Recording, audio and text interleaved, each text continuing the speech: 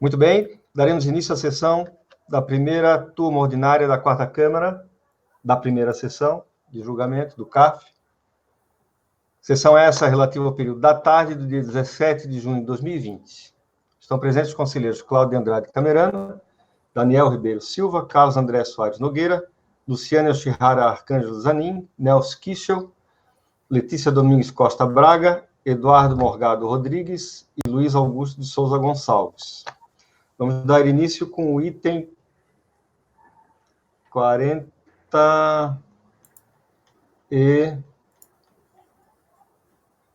não, 49. Item 49, LM Transportes, conselheira Luciana. Tem a palavra, conselheira. Esse é o processo 10.580.903.404.2003.50, recorrente a LM Transportes, Serviço e Comércio Limitada.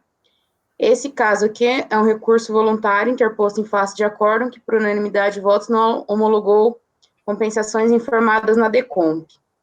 O contribuinte, ele alega desde o início o erro de preenchimento na DECOMP, né, uma vez que esse processo tem por objeto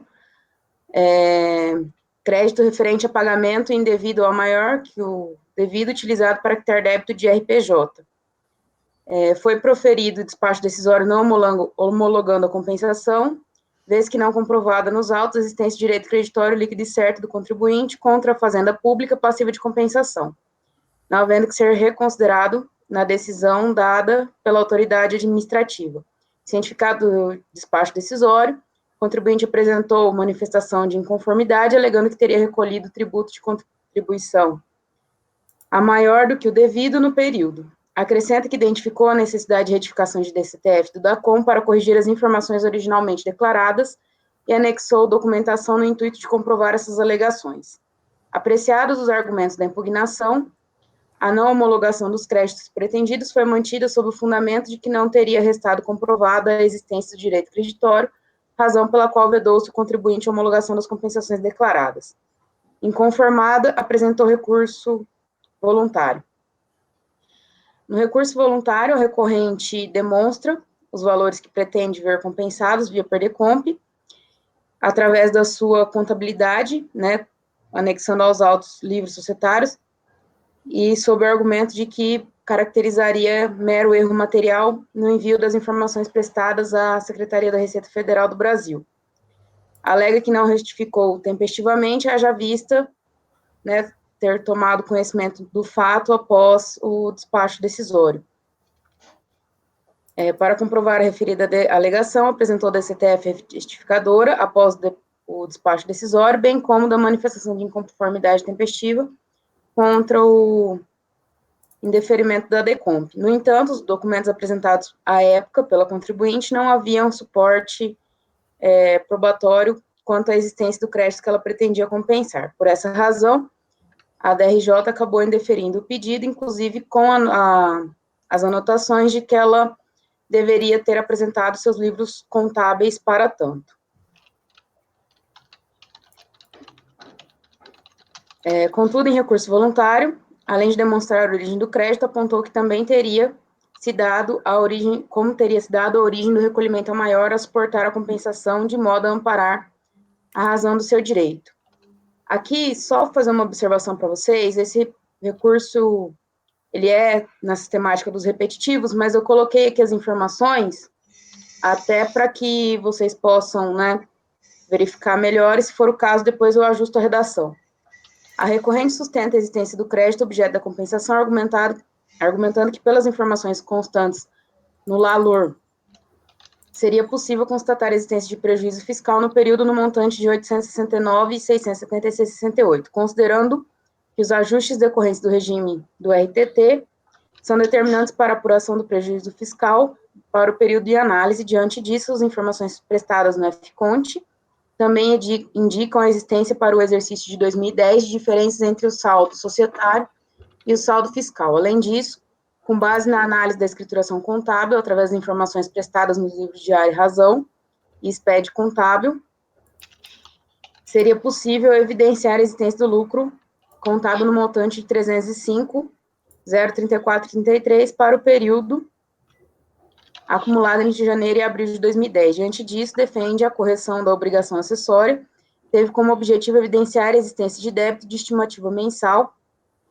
de RPJ relativo à competência de abril de 2010, em função do pagamento realizado pela recorrente no montante de 133.425,33, restar comprovado o crédito objeto da compensação declarada. Conforme demonstrado, os valores compensados pela recorrente foram devidamente apurados e contabilizados nos livros societários, tendo ocorrido mero erro material no envio das informações prestadas à Secretaria da Receita Federal do Brasil.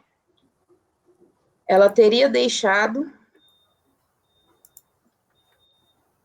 de retificar tempestivamente as informações prestadas na DCTF, fato que impossibilitou visualizar o crédito, ou seja, o motivo da não homologação da compensação refere-se apenas a erro de fato. Tem-se que as informações juntadas aos autos são elementos idôneos, mais que suficientes para amparar o direito do recorrente. Quanto à possibilidade do reconhecimento da ocorrência de erro de fato e a possibilidade de revisão de ofício, destaco as considerações feitas pelo conselheiro Carlos André Soares Nogueira, são aquelas que já é de nosso conhecimento, né? Como o Carlos André, ele é o primeiro que trouxe isso a voto, eu cito o voto dele aqui. Feitas essas considerações, seguindo na mesma linha do entendimento acima transcrito, voto por conhecer parcialmente o pedido da contribuinte, e nessa parte dar provimento ao recurso, não somente para reconhecer o de fato na formulação do pedido de compensação, nos termos da fundamentação acima, e afastar o óbice da revisão de ofício do perder-compra apresentado. Restitui-se os atos para análise de sua liquidez e certeza pela unidade de origem para verificação de existência e eficiência de disponibilidade do crédito pretendido, nos termos do parecer COSIT número 8 de 2014.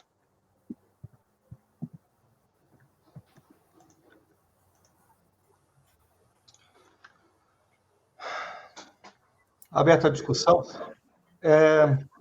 Uma dúvida? Você está afastando o óbice e a revisão de ofício do PERDECOMP ou da DCTF? Aqui ele diz que o erro está nos dois, né, presidente?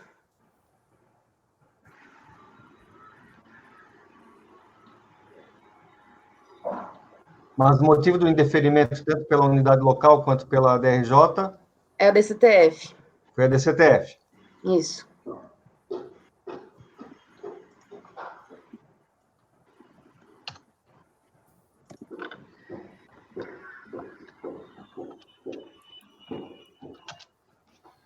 Tocamerano.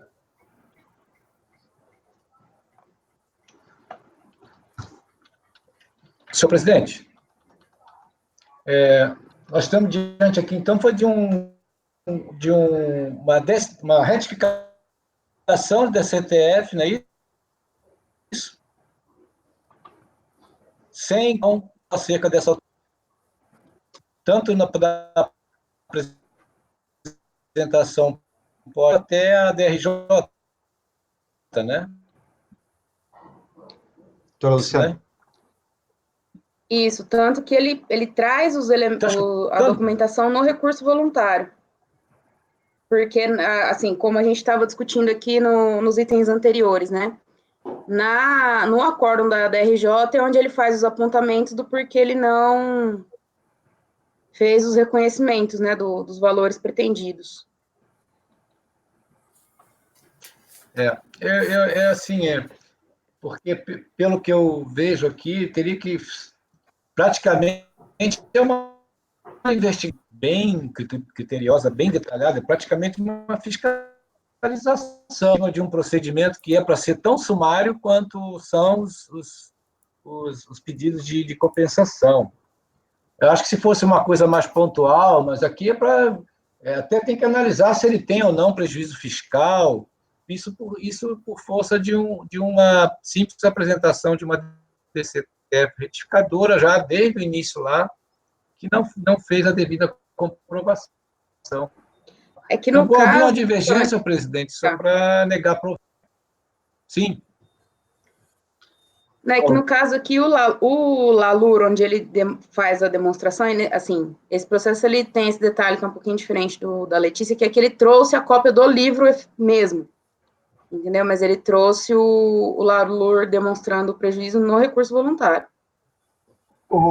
Camarão, agora, se precisaria se for estender no sentido de precisar mais elementos de prova além desse, tanto que nesse caso, eu havia ficado na dúvida em relação a essa documentação, tanto que eu segui a sistemática do Rodrigo, né? Eu fiz o voto das duas maneiras, até porque a princípio também tinha me parecido isso, sabe, Camerano, que não, efetivamente ele não havia demonstrado a existência do direito.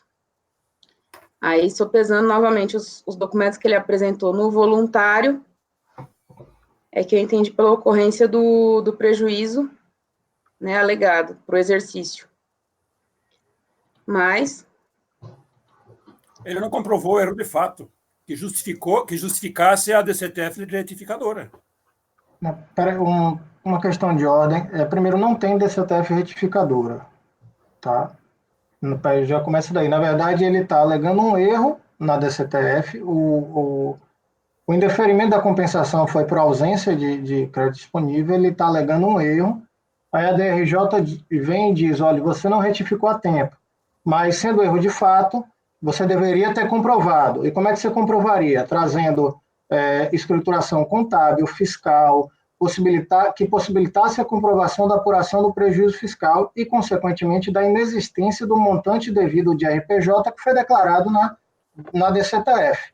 Aí ele vem no recurso e traz que é a questão do tipo de decisão que a gente está falando. A DRJ, naquele outro processo, ela não detalhou o quê? Aqui ele detalha, eu preciso que você traga isso, isso e isso. E o contribuinte vem e traz absolutamente tudo. E, nesse caso, o livro, o registro de apuração do lucro real, assinado, digitalizado, com o número do registro na JUSEB, tá? Em que mostra o lucro real negativo, ou seja, o prejuízo fiscal do período, e que, portanto, se teve prejuízo fiscal, aquele valor que ele declarou como devido DCTF seria, portanto, ele não deveria ter recolhido. Eu trouxe também o livro contábil também, as contas de resultado. Então, realmente, não sei o que mais ele fez, o que a DRJ falou que ele precisava fazer. Qual é o regime de tributação dele? Pela ordem, Nelson, pela ordem. Doutor Carlos André, por favor. Não, eu só queria apontar, assim, esse precedente meu ali, na verdade era assim, havia um óbice jurídico, né, que ele tinha pedido a retificação de ofício, a retificação pelo julgador do PERDECOM. E aí a DRJ disse assim, não, isso a gente não pode fazer, e ele não conheceu o pedido, né? E aí o que nós fizemos foi, olha, a retificação pode ser feita de ofício pela DRF. O parecer que permite isso. Então, nós afastamos esse óbice e aí dissemos, bom, então ela pode apreciar o crédito. Uma vez que ela pode fazer a retificação de ofício, ela pode apreciar o crédito. Nesse caso aqui, é uma questão de provar se houve ou não o erro de fato, né? Doutor Camerano. Não, só para complementando aqui, na realidade, doutor Daniel, tem aqui uma DCTF retificadora, assim, inclusive a própria relatora, ela fala isso no seu voto.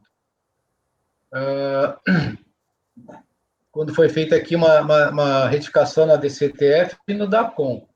Agora, não sei nem que tipo de crédito é esse, que foi considerado. Agora, aprecie, conforme o relatório aqui da relatora, que documentos que ele apresentou para a DRJ ter, no caso, indeferido a solicitação.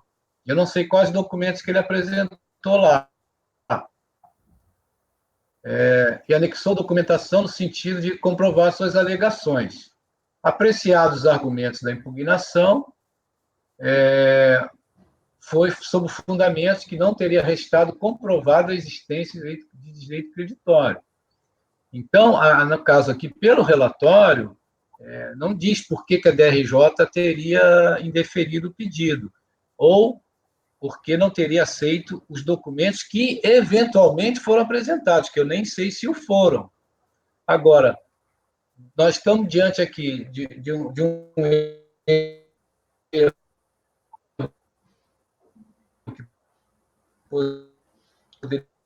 Camerano. Travou, Camerano. Camerano, deu uma travada.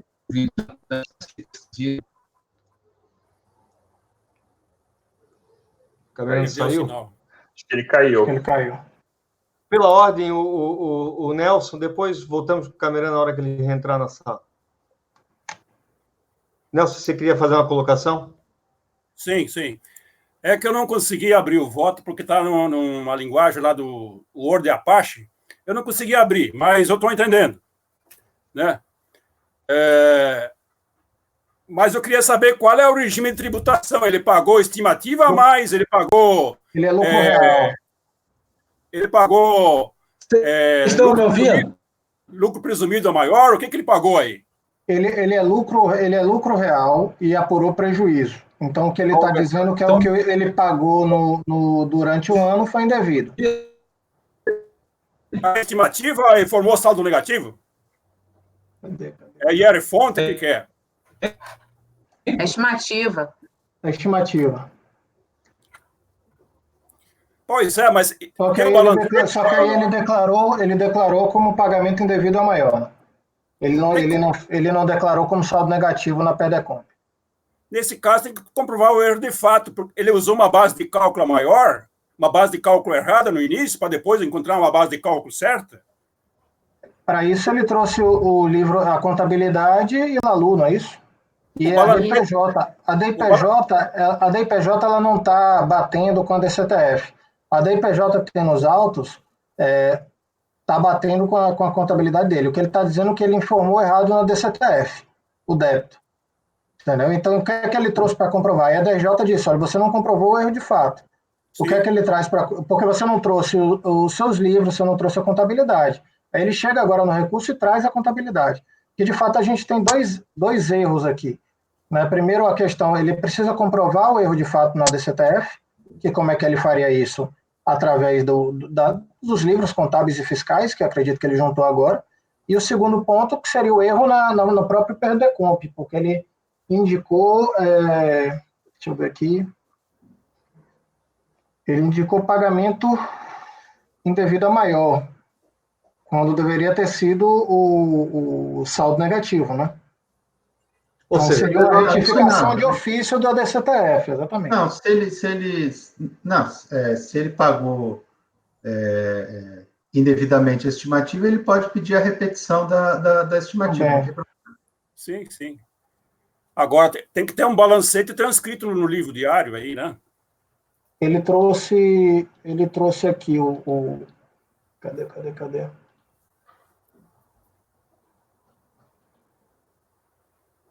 Ele trouxe o Lalu dele completo, certo? O registro de apuração do lucro real de 1º de janeiro até dezembro de 2010, que é o ano. Tá? Então, ele trouxe toda a apuração do Lalu e trouxe todas as contas de resultado dele. Então, talvez pudesse ter trazido razão também, mas assim, eu acho que ele trouxe o que a DRJ pediu. Porque, neste caso, o erro de fato só se justifica se ele apurou inicialmente o débito com base na base de cálculo receita bruta e depois ele foi para o balancete, né? Não, se ele pagou a estimativa, não. E quando fechou o ano, ele teve prejuízo. Não. Se ele foi recolhendo via estimativa e chega no final do ano, na verdade, ele teve prejuízo fiscal, ele não teria imposto a pagar. Só existe a possibilidade de um erro na base de cálculo para pagar maior. Não, porque a estimativa é pela receita, né? Ele teve prejuízo. Não é pelo resultado do mês, a não ser que ele faça balancete de redução, que ele não é obrigado a fazer. Se ele fizer balancete de suspensão, redução, aí tudo bem. Normalmente você paga bem próximo aí você já ajusta a sua base, mas tem muita empresa que simplesmente paga a estimativa pela receita, por conta do trabalho que o balancete de redução e suspensão dá, e ao final do exercício ele faz o ajuste. Doutor Camerano, queria falar?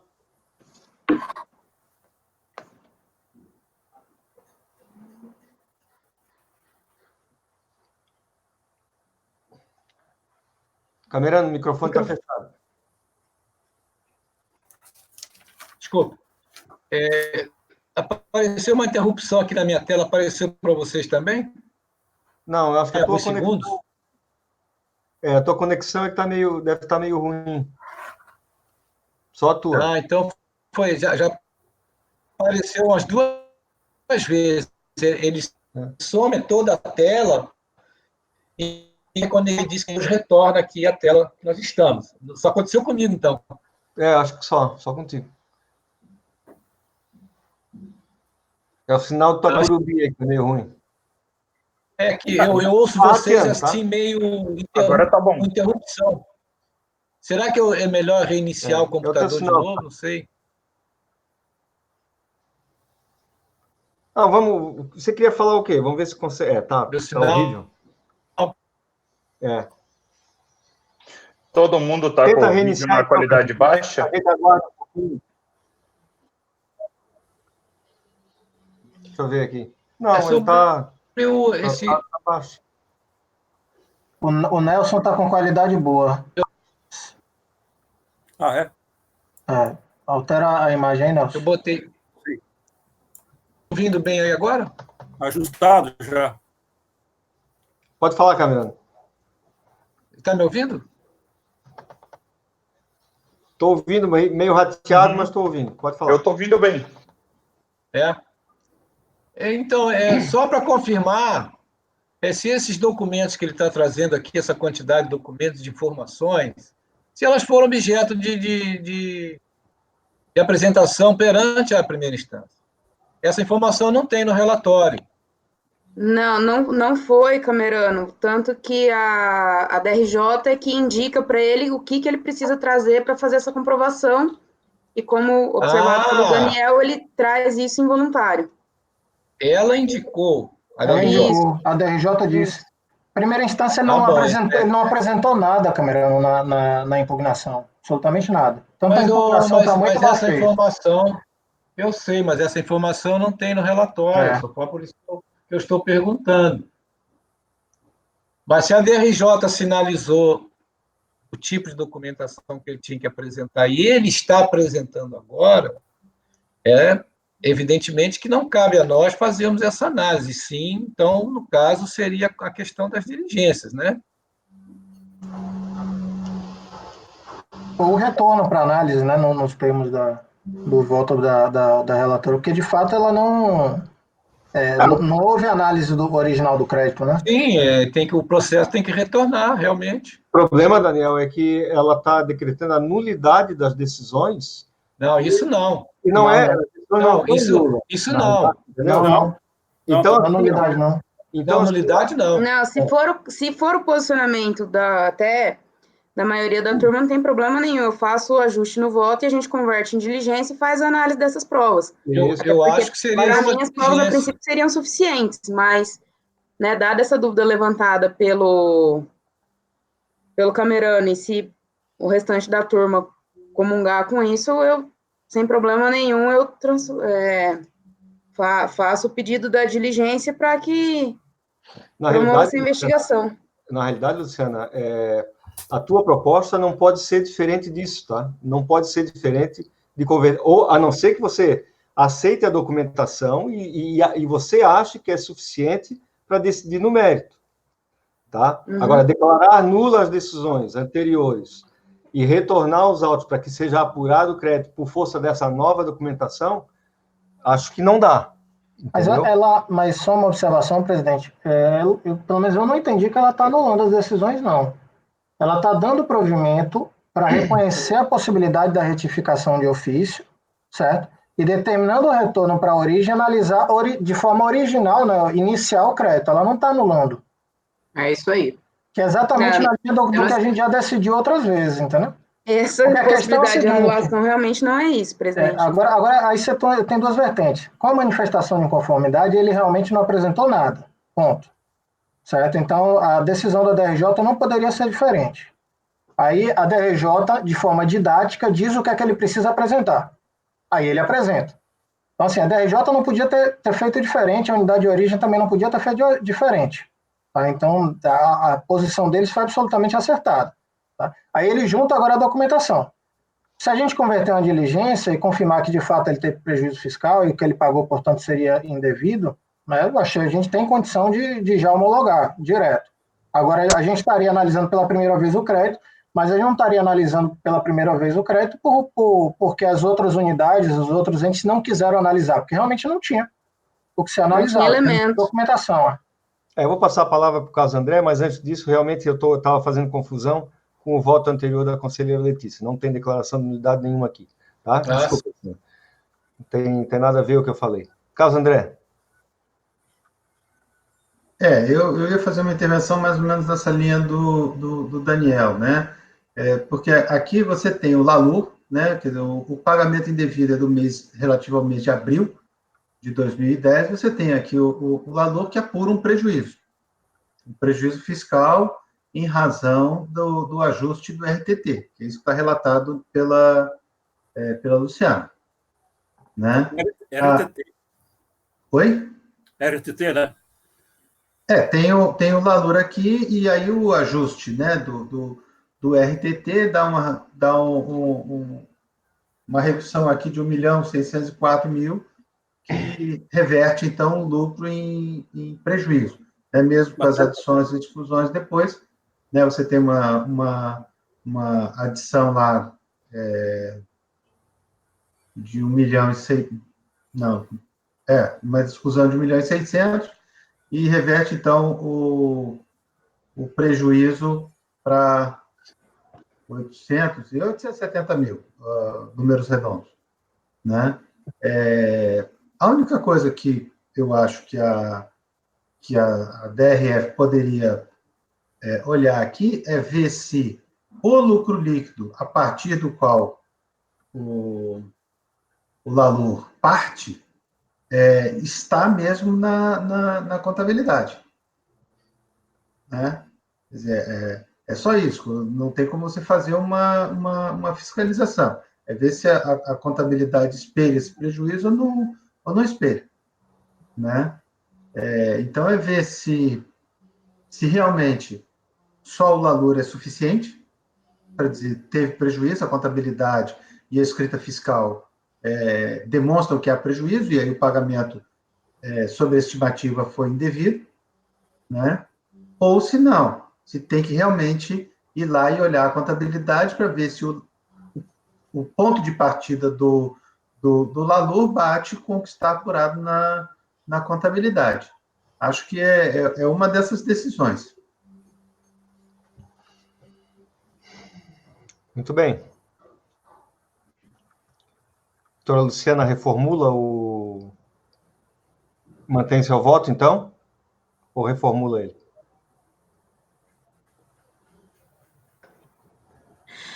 Ai, gente do céu. Peraí, tem carro de som passando na rua aqui. Se vocês escutarem alguma coisa, vai ser por conta disso. Cara, você pode só repetir a última parte da sua fala, que realmente eu não consegui ouvir.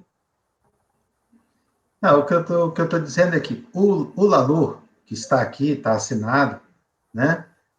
Ele diz que há um lucro contábil, aí você tem o ajuste do RTT, as adições, as exclusões, você chega a um prejuízo fiscal, no mês de abril de 2010, que é o mês relativo ao pagamento da estimativa, né?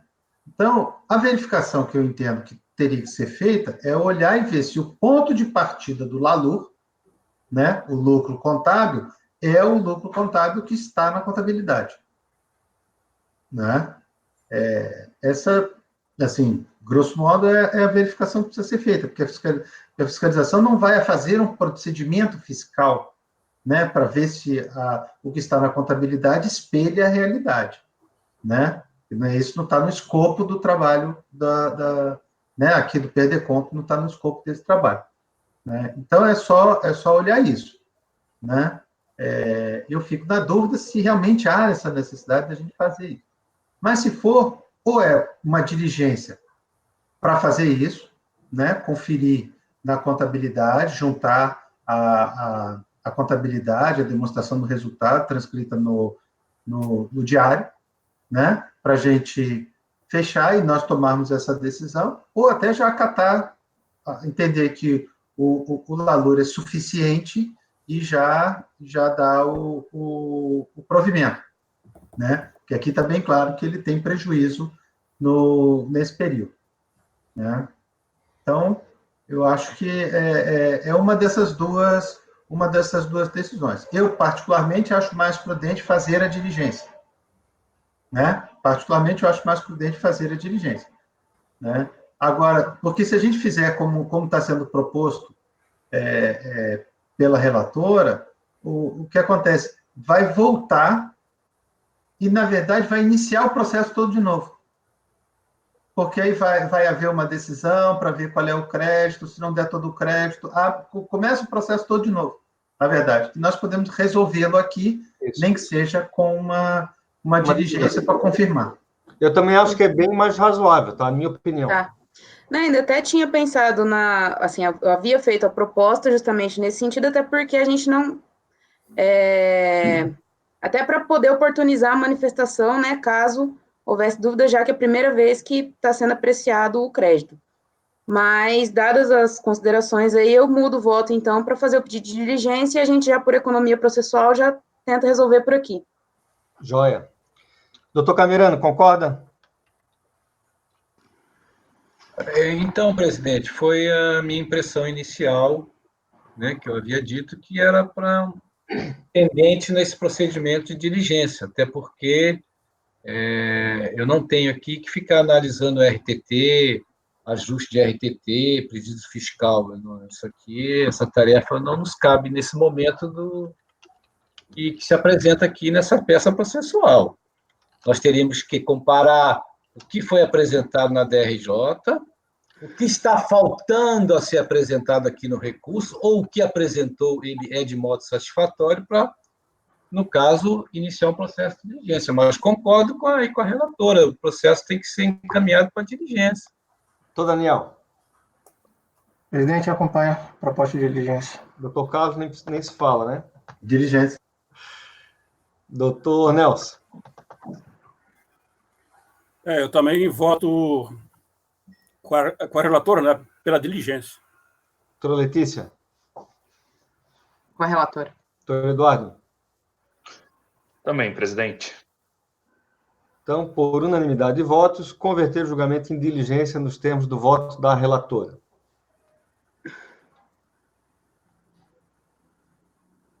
Esse tem vários.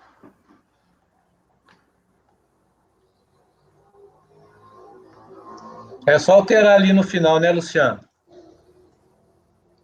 Isso.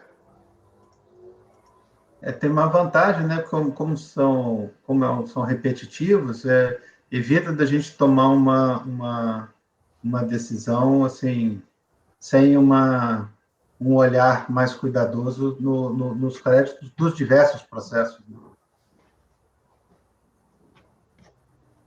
Só um momentinho, tá? Deixa eu acertar aqui.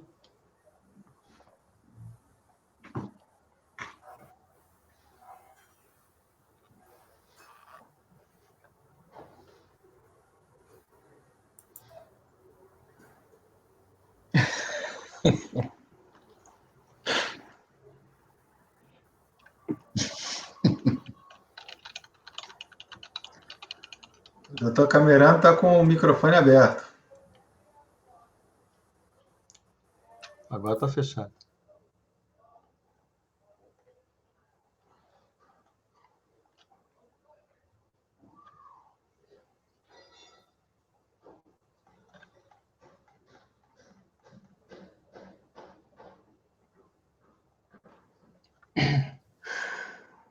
Bom, vamos então ao item 54.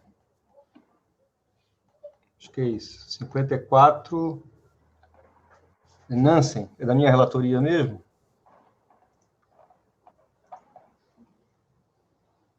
Vocês podem ir direto lá no voto, que eu já faço um resumo ali. Já faz muito tempo que eu fiz esse processo, então, como ele é pequenininho também, eu vou ler rapidinho aqui, tá?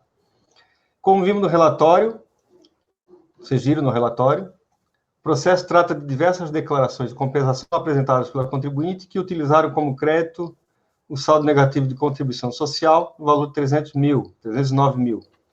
relativo ao ano calendário de 2001. As referidas compensações foram deferidas apenas parcialmente, haja vista que o saldo negativo de 2001, segundo a DRF, seria inferior àquele valor, aos 309, inicialmente informados pela recorrente. Em sua análise, a Delegacia da Receita Federal analisou as compensações efetuadas desde o ano calendário de 98, haja vista a prática da recorrente quitar os pagamentos de estimativa mediante compensação com saldos negativos de anos anteriores. Isso ela fazia reiteradamente, tá? Após essas análises, a DRF de origem chegou à conclusão que a contribuinte teria apurado apenas R$ 213 mil de saldo negativo em 2001, ante os 309 inicialmente declarados. Essa diferença fez com que o resultado final da análise das compensações resultasse na homologação total do PER-DECOMP número tal, parcial do número tal, e não homologar aqueles outros 3 PER-DECOMPs. Alega a recorrente que a insuficiência do crédito teria origem em erro cometido no preenchimento da DCTF, mais especificamente na informação relativa às compensações que teria efetuado através da referida declaração. Tais erros teriam sido cometidos na quitação das estimativas com vencimento em fevereiro e junho de 2001, que, segundo a recorrente, foram pagas mediante compensação com saldo negativo de 99. Entretanto, a DCTF informa a respectiva compensação com saldo negativo de 2000. Juntou em seu recurso cópia dos lançamentos contábeis nos livros Diário e Razão que atestariam a veracidade de suas alegações. Os documentos juntados pela recorrente foram analisados pela unidade de origem, que chegou à conclusão de que os valores devidos por estimativa relativos aos períodos de apuração de janeiro e maio de 2001 foram efetivamente compensados com saldo negativo de CCL no ano calendário de 99. A partir da constatação de que as alegações da recorrente condiziam verdadeiramente com os fatos e provas constantes do processo, a autoridade administrativa concluiu que a recorrente teria direito a um saldo credor, CSL, no ano calendário de 2001, no importe de 133 mil. Assim, considerando que o despacho decisório de folha 71 e 75 já havia reconhecido um crédito de 38 mil, há que se reconhecer um crédito adicional justamente da diferença, ou seja, de R$ 94.181. Por todo exposto, dou provimento ao recurso voluntário para reconhecer um crédito adicional, R$ 94.181, determinando que sejam homologadas as compensações objeto desse processo até o limite do crédito reconhecido. Tá? É assim que eu voto.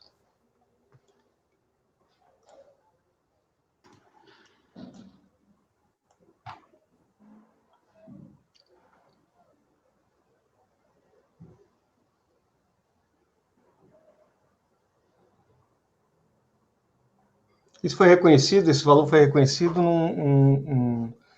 numa diligência que foi realizada. Está ali as folhas 155 e 157. Está lá no relatório, tá? Alguma dúvida? Doutor Camerano. Acompanha o voto do relator, presidente. Doutor Daniel. Acompanho o relator, presidente. Doutor Carlos. Acompanho. Doutora Luciana. Acompanhe, presidente. Doutor Nelson. Microfone.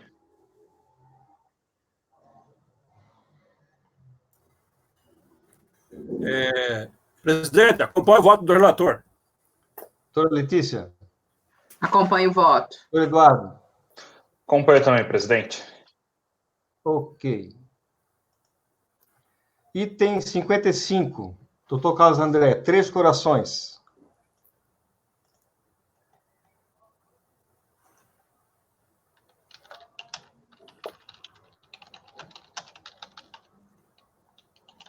São 2 processos, né? O primeiro é cabeça de repetitivo, né? Do 2009, final 67.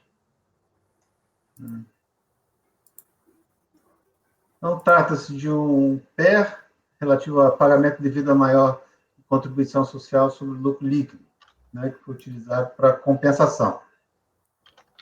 A contribuinte informou que o PER seria sucessora por incorporação da pessoa jurídica a quem o crédito pertenceria originalmente. No despacho decisório, a autoridade indeferiu o crédito e não homologou as compensações. A razão foi a não confirmação do evento de sucessão, né? Então, ela não teria legitimidade para pedir aquele crédito. E resignada, a contribuinte apresentou manifestação, juntou os elementos de prova para comprovar a sucessão.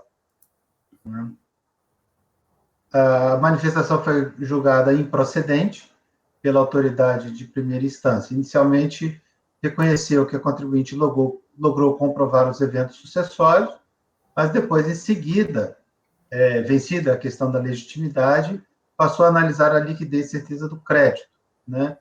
Em sua análise, a DRJ elencou 2 requisitos necessários para conferir liquidez e certeza: cotejamento do valor efetivamente pago com a DCTF retificadora, que havia sido tempestivamente entregue, e a não utilização da estimativa para a composição de saldo negativo.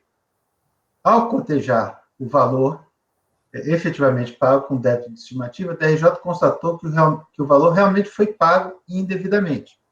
Ela já disse, o crédito tem. Entretanto, quanto ao segundo requisito, a DRJ concluiu que a contribuinte havia utilizado a estimativa para compor o saldo negativo.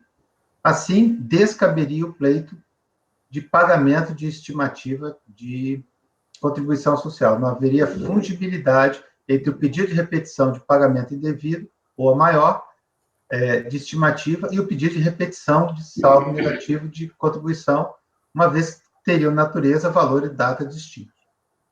Inconformada a decisão de piso, a contribuinte interpôs recurso voluntário. A contribuinte reconheceu que o valor de estimativa à hora sob exame foi declarado na DIPJ para compor o saldo negativo. Tal procedimento teria sido feito em função das próprias orientações da Receita. O procedimento equivocado na DIPJ, entretanto, não deveria ter o condão de impedir o direito da contribuinte ao crédito pleiteado, uma vez que a DCTF foi retificada e o respectivo débito de estimativa foi zerado. Ademais, o crédito pleiteado teria sido utilizado somente no PDCOMP sob exame, conforme lançamentos do livro Razão. Então, diferente daquele processo que a gente analisou do conselheiro Camerano ontem, né?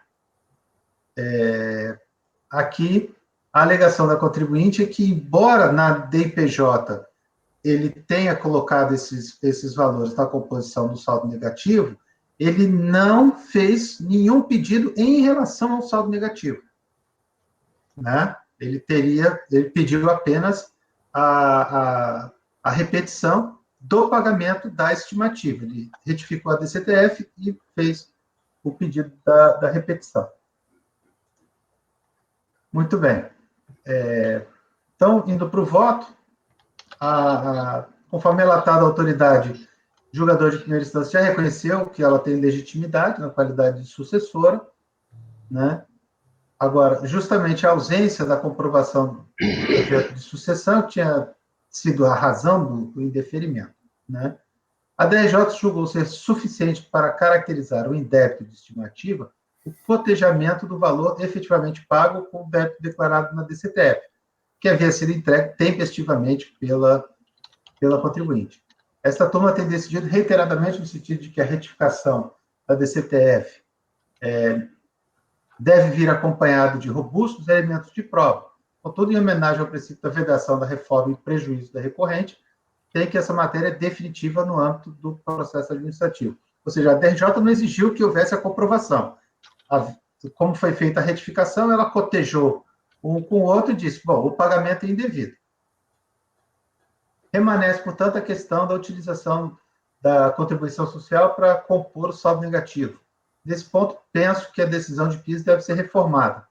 A jurisprudência deste Conselho tem acolhido a tese de que o mero erro de fato, o preenchimento PDCOMP, DIPJ ou DCTF, não tem o condão de obstruir o direito creditório materialmente comprovado, né? Assim, tem que o crédito do pagamento, a maior de estimativa de contribuição, deve ser reconhecido. Todavia, é preciso examinar se o crédito ora reconhecido não foi parcial ou inteiramente utilizado em outros pedidos de repetição de indébito, na forma de saldo negativo anual. Portanto, a autoridade administrativa, ao cumprir a presente decisão, deverá examinar, antes de homologar as compensações declaradas, a disponibilidade do crédito nos termos acima. Vejam que aqui eu tinha feito o voto exatamente como o outro de manhã, né? Ou seja, dando um provimento parcial vai dizer, tem o crédito, mas tem que verificar a disponibilidade. Se vocês acharem que é o caso, eu posso alterar isso para dar provimento e fazer a compensação, levando em consideração a utilização do crédito. Eu particularmente acho que é melhor. Tá? Inclusive, é mais concentrando que a gente vem decidindo reiteradamente aqui nessa turma, tá? Aquela forma mais enxuta de decisão. Dar o provimento, reconhecer o crédito e homologar as compensações até o limite do valor reconhecido. Tá? Minha opinião. Não sei quanto aos demais. De acordo. De acordo também. De acordo. Então vamos à votação. Doutor Camerano. Acompanho o relator, presidente. Essa aqui é a decisão genérica, né, Carlos André? Porque isso aqui tá. Isso é repetitivo. Repetitivo. Ok. Doutor Daniel. Com o relator, presidente. Doutora Luciana. Relator, presidente. Doutor Nelson. Presidente, preciso de um esclarecimento do relator. Essa matéria que ele está dizendo que não pode ter uma reforma em PEJOS, que matéria é essa?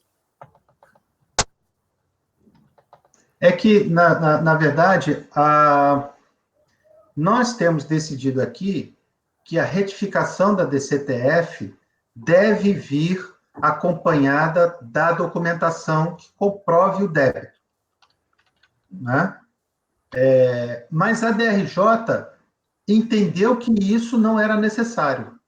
A DRJ simplesmente cotejou o valor pago com débito na DCTF retificadora e disse: aqui eu reconheço que há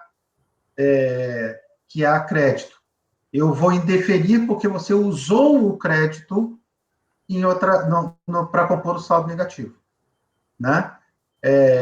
Eu entendo que eu não posso agora dizer assim, não, a DRJ disse que você tinha direito ao crédito, mas eu agora acho que você não tem direito a ele, não, porque você não trouxe os elementos de prova. Né? Então, esse é o sentido. Então a DRJ já concedeu o crédito. Ela disse que o crédito existia, mas não concedeu, porque disse que ele foi utilizado para compor o saldo negativo, na DIPJ. E utilizou? Essa é a questão. Ele colocou na DPJ, mas ele alega que ele não fez nenhum pedido deste saldo negativo, né? Que ele pediu apenas a restituição do pagamento indevido da estimativa.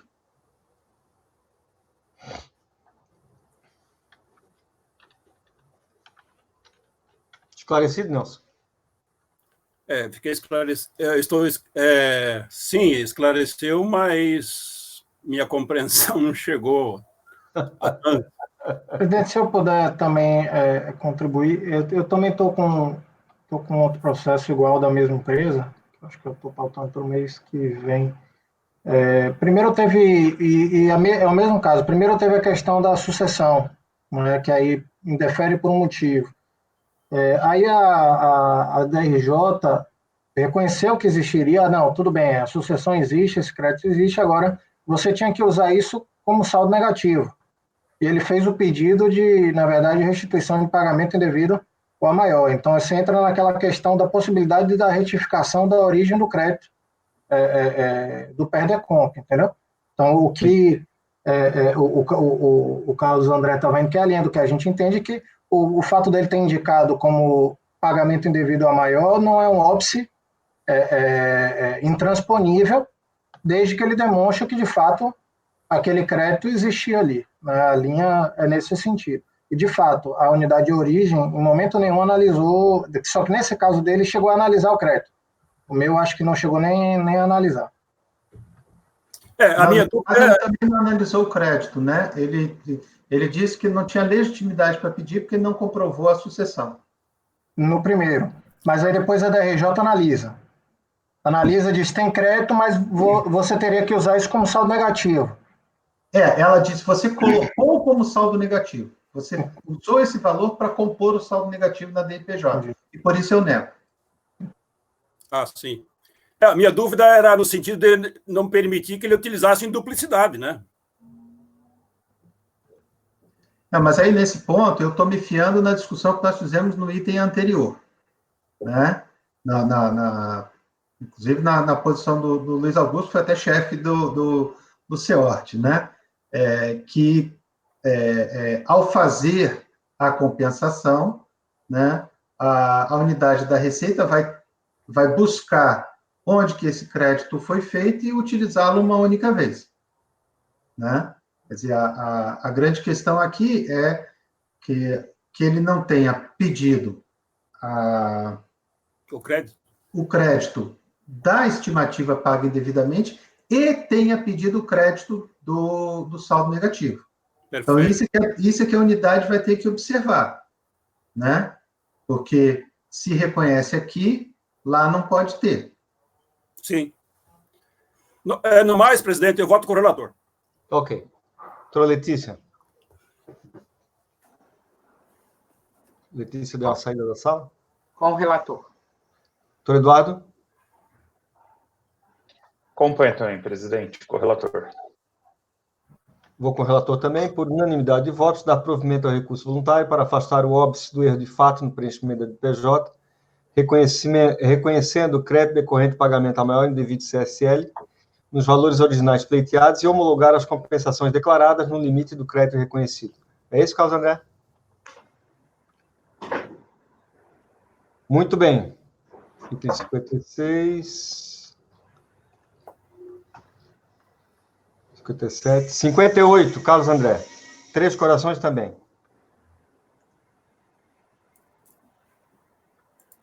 Presidente, então, é a mesma empresa, uma situação diferente, né?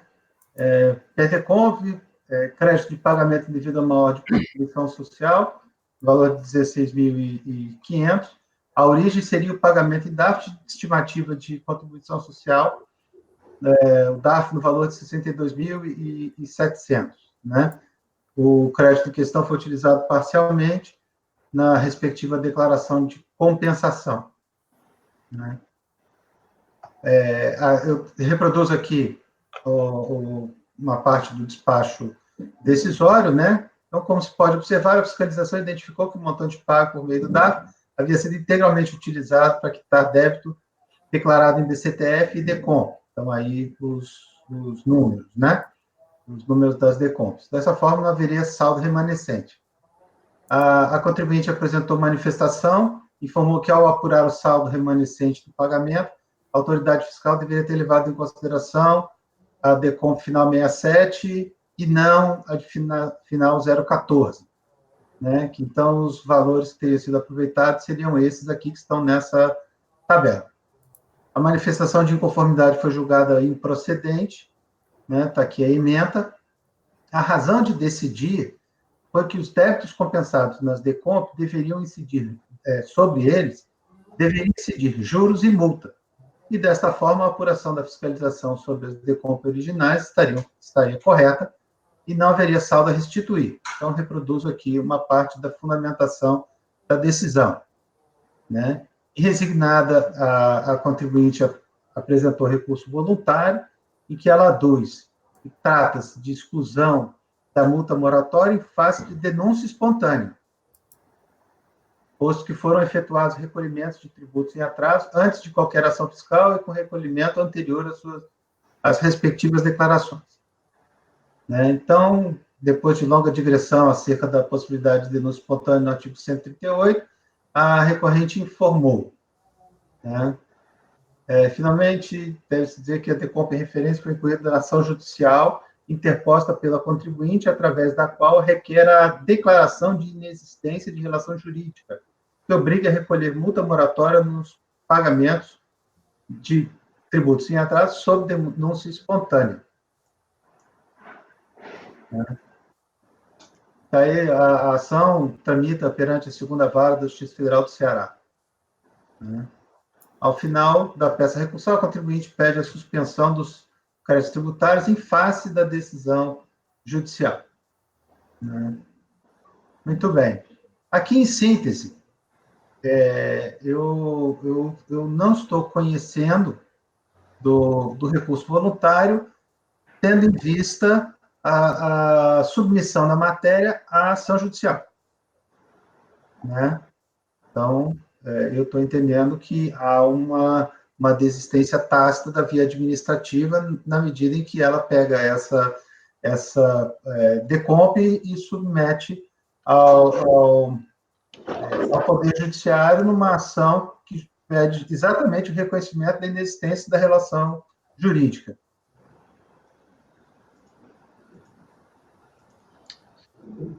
Muito bem.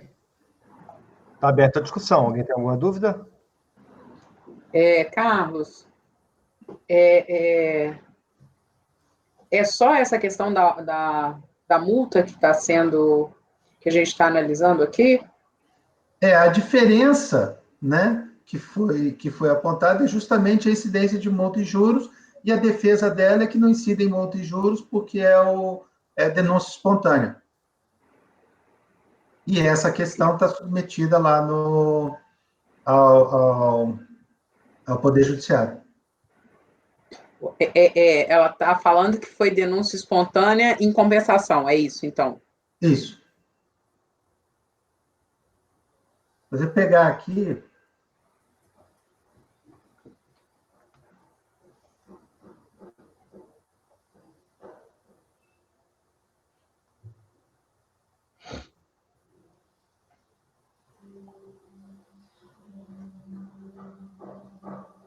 Na peça recursal, na folha 3, final da folha 3, né?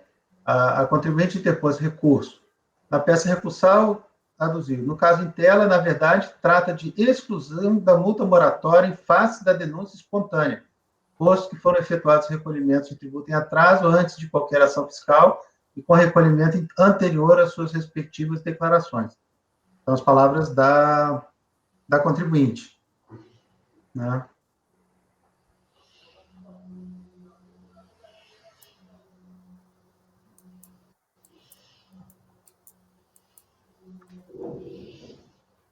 Então, o débito não estava declarado em DCTF. Será que é isso? Pelo contrário, estava declarado. Aí ele pagou o DARF, teoricamente alegando a denúncia espontânea, e foi consumido o DARF porque tinha multa, que ele não levou em consideração no momento do pagamento.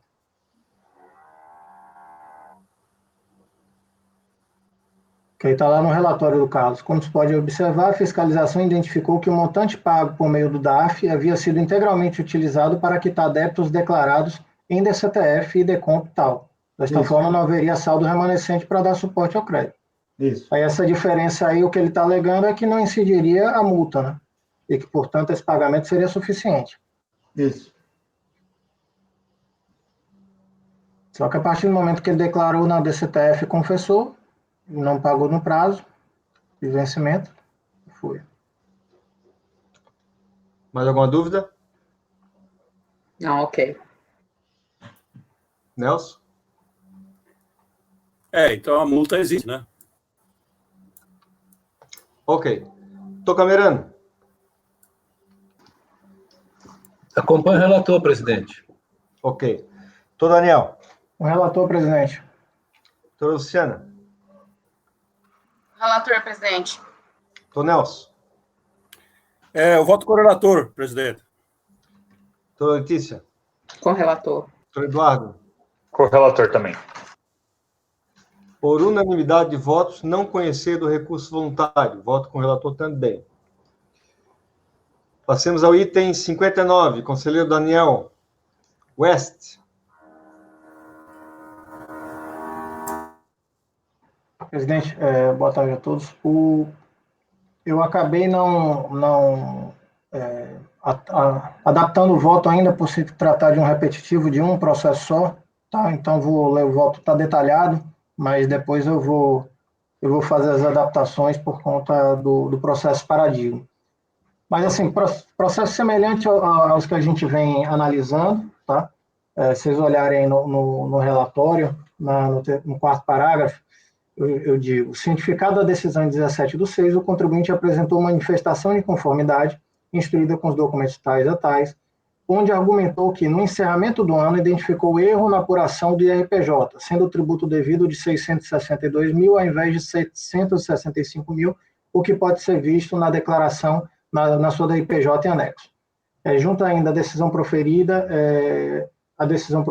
foi consequência da falta de retificação do DCTF, e junto uma planilha demonstrando o valor do crédito que ele teria.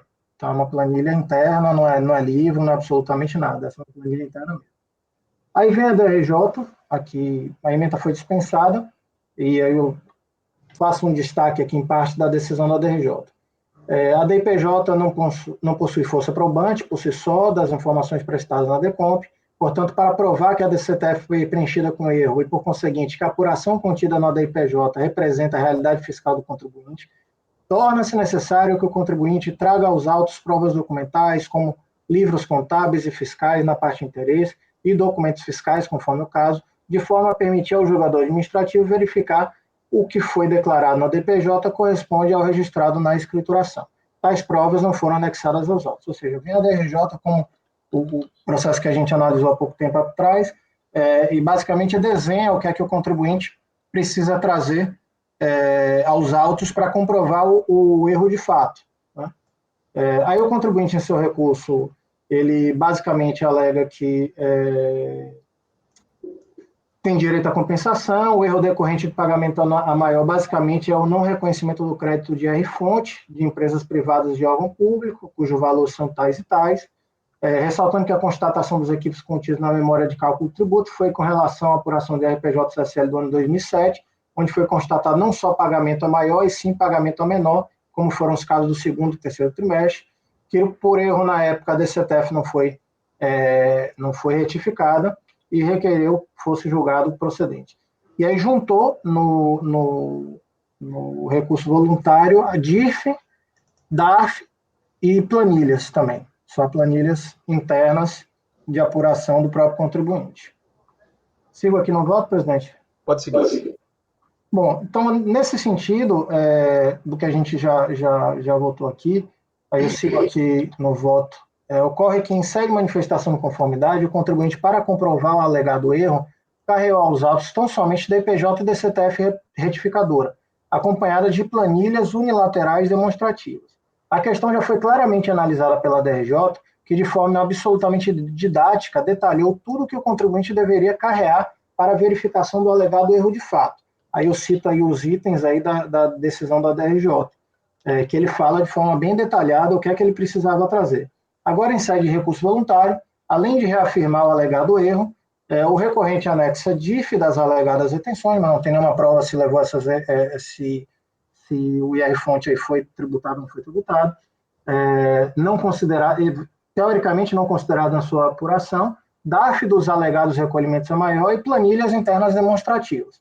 Entretanto, permanece sem apresentar provas documentais imprescindíveis, quais sejam os livros contábeis e fiscais que comprovariam o alegado erro na apuração. Isto porque eu deveria comprovar através da documentação contábil e fiscal que, de fato, o IR-fonte não foi considerado na apuração e, além disso, que ele foi levado à tributação. Ademais, as planilhas internas e documentos de arrecadação, por si só, não são suficientes para confirmar o alegado erro de fato. A DRJ, de forma absolutamente clara, disse como o contribuinte deveria fazer a prova, mas a recorrente não fez. Nesse sentido, a recorrente é a posição desse conselho, cito aqui uma decisão aqui do conselho nesse sentido, e concluo dizendo que, uma vez que o contribuinte não trouxe aos autos elementos mínimos de prova de que teria havido erro de fato no valor do débito declarado do DCTF, é de se negar o provimento ao recurso voluntário, presidente. É meu voto. Alguma dúvida?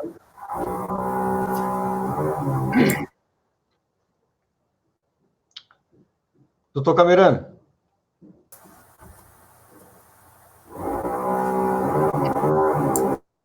Doutor Camerano.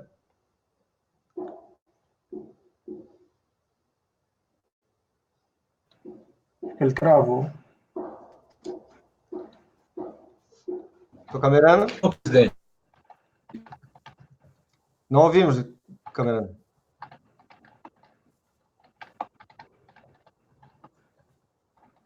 Acompanho. Ok. Relator. Doutor Carlos. Acompanhe, relator. Doutora Luciana. Acompanha o relator. Só uma observação, Daniel. Lá em cima você colocou provimento parcial. Só para na hora de formalizar não.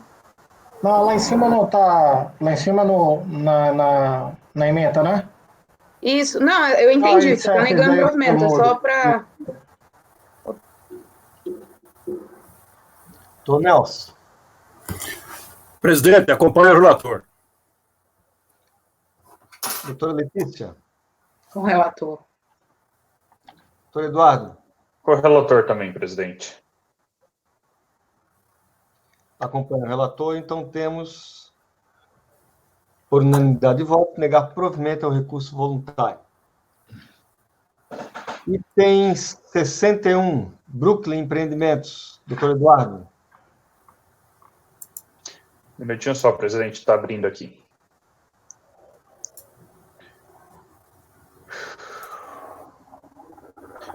É um repetitivo também. Trata-se de recurso voluntário interposto contra a acórdão que, por unanimidade, julgou improcedente a manifestação de conformidade apresentada pela hora recorrente.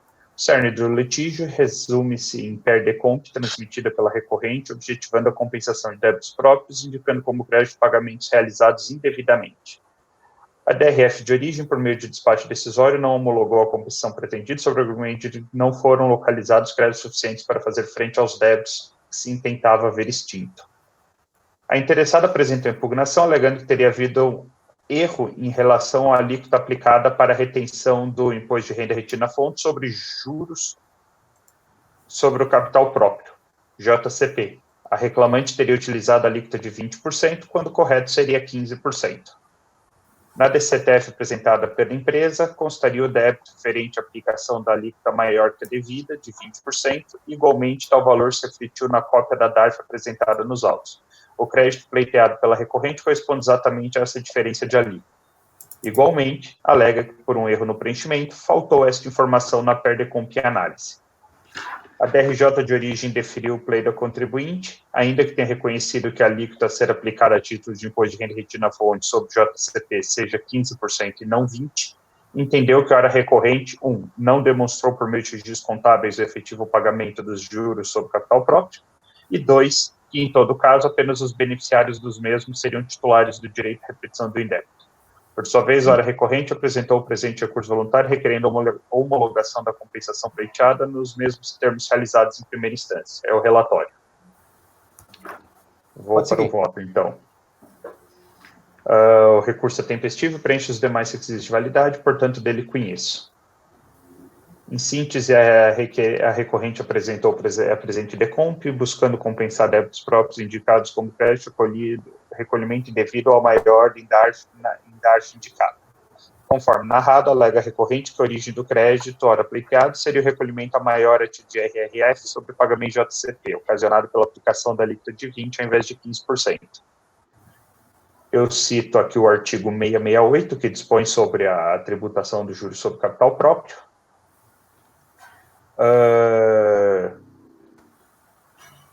E logo ali embaixo, eu destaco o inciso 1 e 2 do artigo citado, que dispõe que imposto retido sobre JCP tem caráter de antecipação do devido na declaração de rendimento, no caso de beneficiário pessoa jurídica tributada com base no lucro real, presumido ou arbitrado, e tributação definitiva nos demais casos. Ora, se tais valores são retenções de imposto sobre o JCP pagos a terceiros e comporão a renda destes, eventual recolhimento a maior, após findado ano calendário, perfaz direito de repetição dos próprios beneficiários dos juros, e não da hora recorrente. Eu estou concordando com a decisão de piso.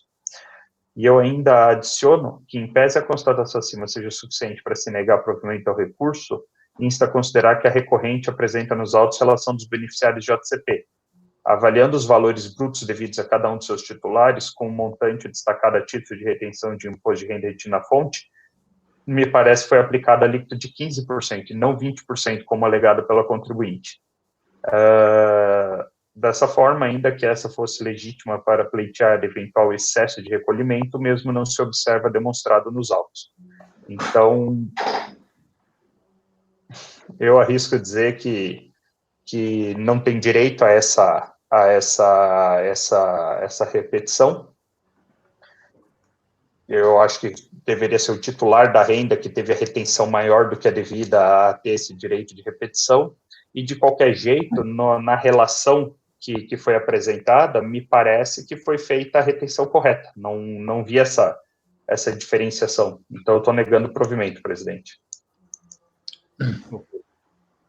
Está aberta a discussão, alguém tem alguma dúvida? É só contribuinte de direito, o contribuinte de fato é quem recebe o JCP, né? Então, eles é que eram legítimos para poder pedir essa repetição, né? Depois que encerrou o ano calendário, foi o titular do JCP que, em tese, teve o desconto maior que o devido, né? E muito provavelmente isso simplesmente foi levado para apuração dele e já compôs ou o IRPJ a pagar ou até o saldo negativo do beneficiário, do exercício, né? Do JCP, no próprio exercício. Uhum. Doutor Camerano, seu voto. De fato, presidente, como bem disse o relator, não tem pagamento aqui. Não existe a comprovação do pagamento em excesso. E, além do mais, o recurso não dialogou com a DRJ a respeito da questão dos beneficiários, que foi levantada na DRJ. Eu acompanho o relator, presidente. Doutor Daniel. Relator, presidente. Doutor Carlos. Acompanho. Doutora Luciana. Acompanho o relator, presidente. Doutor Nelson. Acompanho o relator. Doutora Letícia. Com o relator. Acompanho o relator também, então temos por unanimidade de votos negar provimento ao recurso voluntário. Item 63, conselheira Luciana Novartis.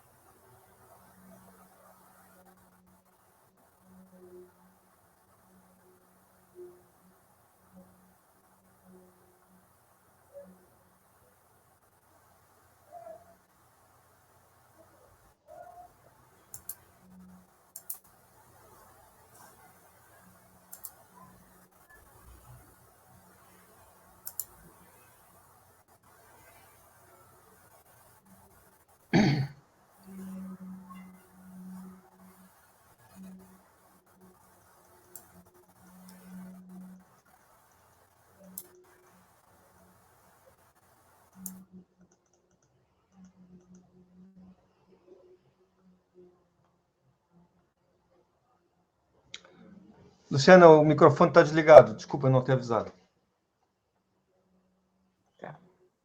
Então, voltando. Isso. Também é um caso de pedido de compensação, foi indeferido por ausência de comprovação a respeito da existência do crédito indevido ao maior, que havia sido utilizado pela contribuinte para quitação de débito de IRPJ do período de apuração referente ao ano de 99.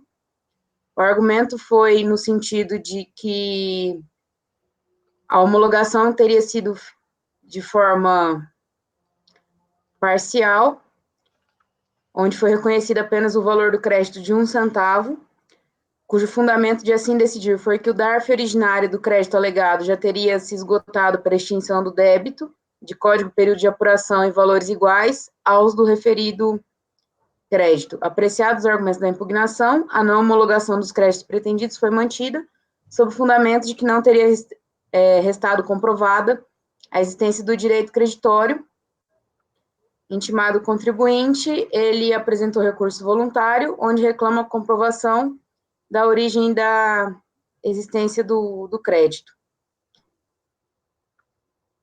Adusa é o relatório.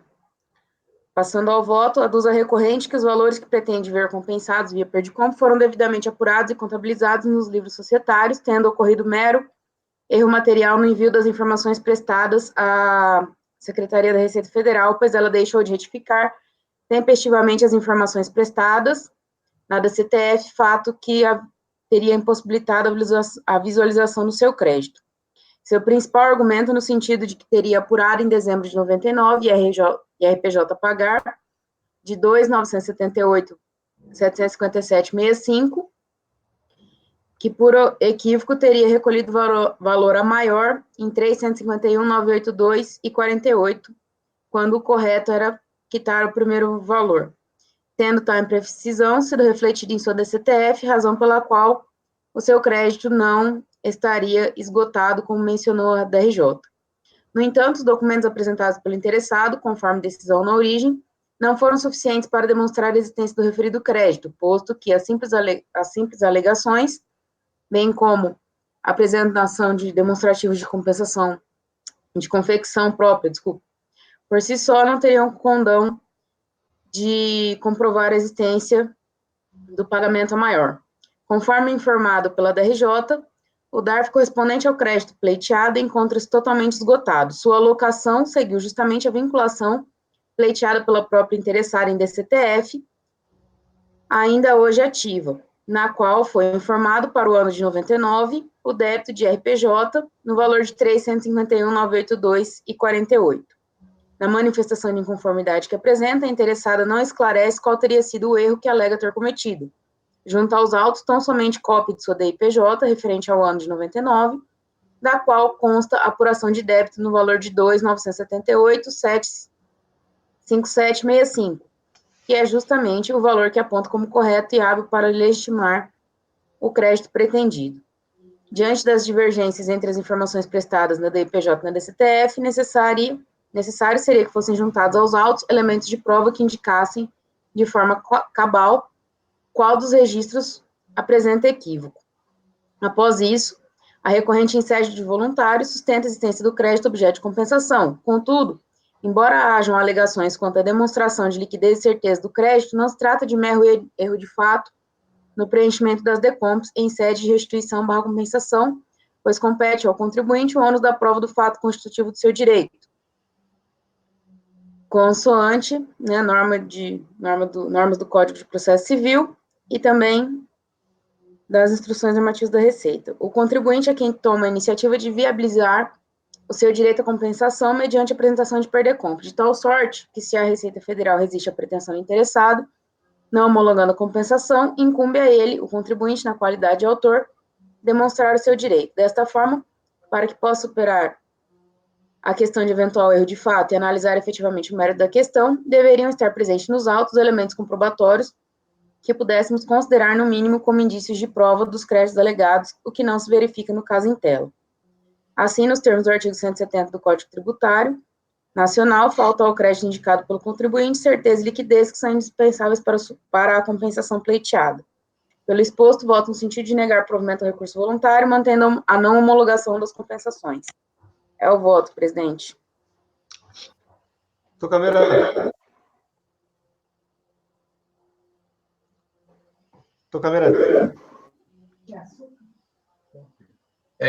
Eu voto com a relatora, presidente. Daniel. Com a relatora, presidente, mais de tudo que a gente tem visto nesses últimos 2 dias, né, o contribuinte não traz absolutamente nada, só alega que tem, mas que não traz a documentação pertinente. Então, acompanhe. Ok. Carlos. Com a relatora. Nelson. Com a relatora. Letícia. Com a relatora. Eduardo. Acompanho também, presidente. Voto com a relatora também, então, por unanimidade de votos, negar provimento ao recurso voluntário. Eu vou dar uma interrompida, vou dar 10 minutos de intervalo. Pediria o apoio para essa gravação, por favor.